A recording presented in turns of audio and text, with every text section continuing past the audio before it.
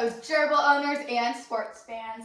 Today, I, Marlo Heavens from the Gerbil Sports Daily, is going to be asking some of the deepest questions behind the famous Andre Reichelderfer. Yes, it is a pleasure to be here today with you, Marlo. One of those most asked questions is, what is the backstory between the magical and magnificent Andre Reichelderfer? Please share with us. Well, thank you, Marlo. You know, I have a very checkered past. I come from an interesting background. My father was bivocational. His primary source of income is he was a researcher of human stool.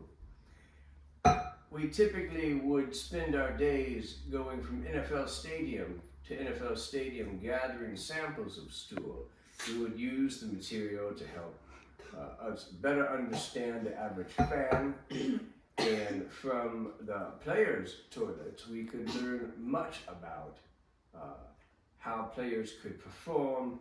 It was very, very cutting edge material, and we would gather this from their toilets by hand.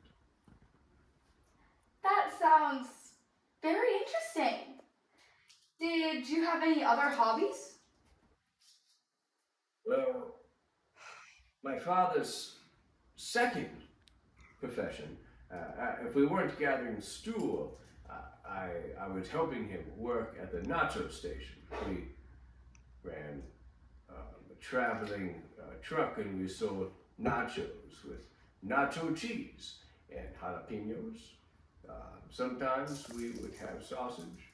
Sometimes we would have chorizo. Really helped develop a love for nachos. And the second most asked question, how did you meet your gerbil prognosticators? Now that's an interesting question. It's highly provocative.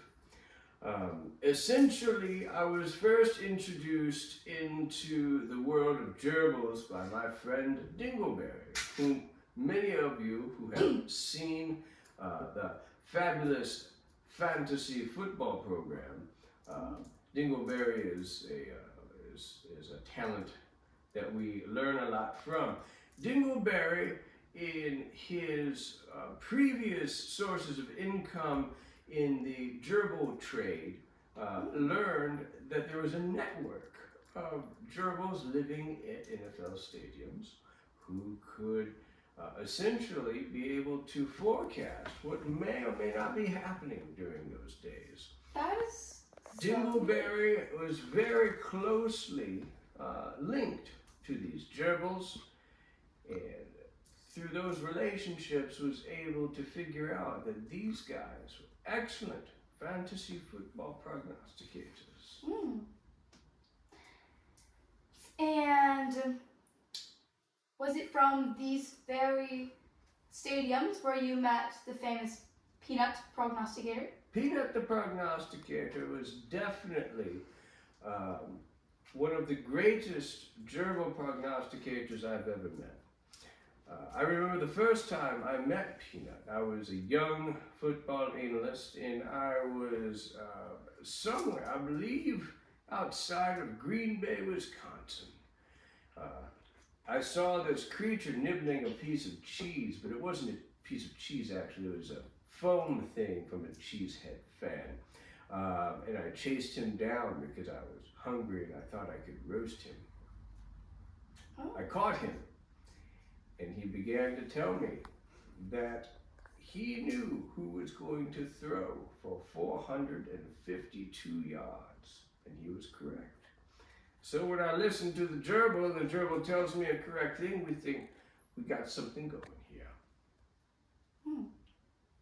It spared his life. That was very kind of you to listen to what the gerbil had to say. Yes. Could your father also communicate with gerbils? No. My father was not a great communicator. The man could dig through a toilet and find all kinds of stool. He was talented. The man could also make a mean nacho bar. This is enough. It's painful thinking about my past. One more question.